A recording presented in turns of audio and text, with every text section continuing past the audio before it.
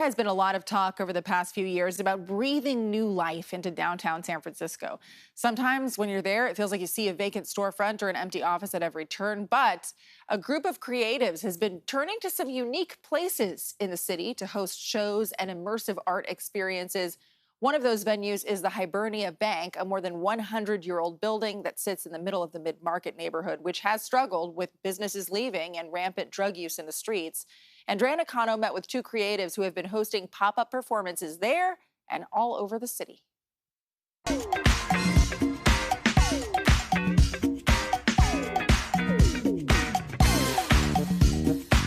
This is a clip of Pride in Gotham from 2023. It's an immersive theater experience that takes a night out on the town to a whole new level.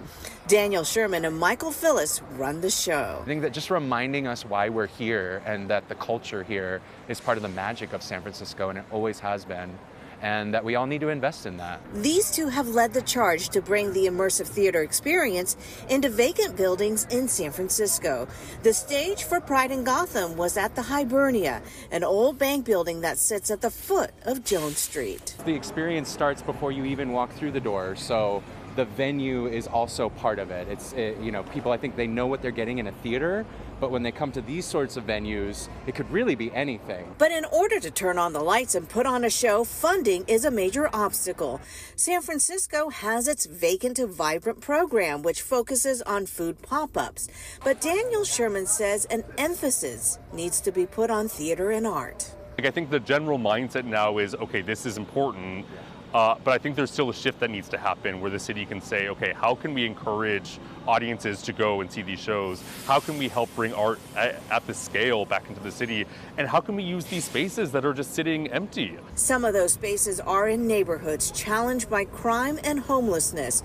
Sherman, though, believes art is one way to shine a positive spotlight on the city. There's a statistic I keep coming back to, which is for every dollar you invest in arts, $5 goes back to its community, right? When people come to a show here, they go to dinner nearby, they park their car in a parking garage, they go out afterward for drinks. Like, it's not just the show itself. The Hibernia, for example, just went through a multi-million-dollar renovation about 10 years ago.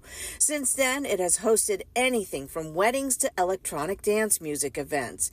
Daniel and Michael are working on bringing Pride in Gotham back again, hoping it can bring a lively, vibrant vibe back to the area. The world is in such peril, and I think that we think that silliness or like not caring for a moment is somehow bad or that it takes away the seriousness. But I also think that we as adults need that. We need release. We need escape. The Hibernia's next event is Renaissance Night. They're hosting classical music there on July 26th. They're selling out tickets online starting at $40.